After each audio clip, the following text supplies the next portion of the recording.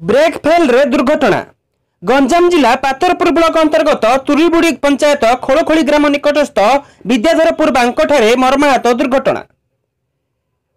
OD 07 AF 4710 गाड़ी रे नुआगढ़ कुरईसिणी मां दर्शन सारी फेरिबा समय गाड़ी ब्रेक फेल होई भारसाम्य हराइथिबा जणा पड़िछि। एथिरे जणे मृत्युवरण करथिबा बेले 20 जण आहत होइछन्ति।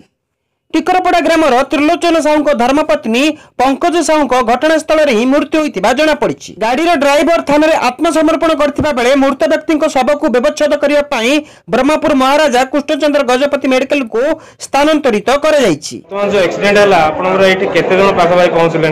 बर्तमान तो ये पाखापाखि 15-20 जन खंड पहुँचुଛନ୍ତି। अच्छा, आपनकर सब मेशनरी आइटम सब अवेलेबल अछि? सब अवेलेबल। मो स्टाफ जणे अछि, हम कोन कर पारी? आपण निजे ही डॉक्टर माइनर ट्रीटमेंट करी मु छाडी मु निजे डॉक्टर निजे सब काम। सीवियर केस को आपण कोन बरंबर कर दी, बरंबर रिफर कर दी, पात्रपुर रिफर कर दी। ब्यूरो रिपोर्ट आई न्यूज।